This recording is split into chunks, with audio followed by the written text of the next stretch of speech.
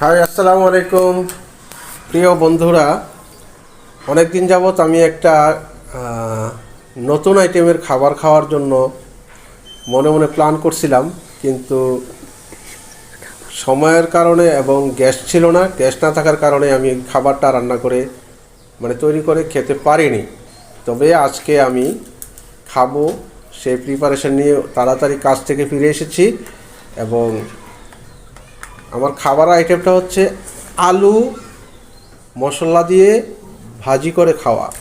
তো কিভাবে আমি আলুটা মশলা দিয়ে ভাজি করে খাবো সেটা আপনি এই ভিডিওতে আপনাদেরকে দেখাবো। প্রথমে আলুগুলোকে সুন্দর করে ধুয়ে এভাবে মাঝে মাঝে ফালতা করে দিছি। এটাকে আমাদের কুমিল্লা ভাষায় বলে যে ফালতা করা। ফালতা করে তারপরে আমি আলুগুলোকে সিদ্ধ করে তারপরে ঠান্ডা করে ছোলাইছি। তো আলুগুলো ছোলাইছে আমার একমাত্র কলিজার ধন, আমার পুত্র তাফসির হিমেল। তো এখন আমরা এগুলোকে প্রসেস করব এবং রান্না করব, কিভাবে তেলে ভাজতে হয় সেটা আমি আপনাদেরকে দেখাবো।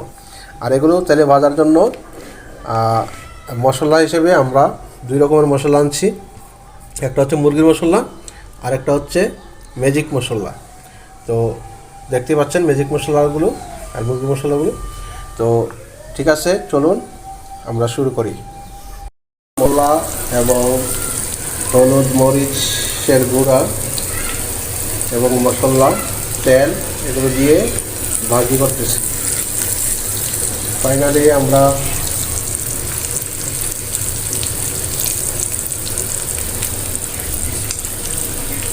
এবং সাথে পেঁয়াজও দিচ্ছি। দেখেন পেঁয়াজের টুকরোগুলো, এগুলো হচ্ছে পেঁয়াজ, এগুলো পেঁয়াজ।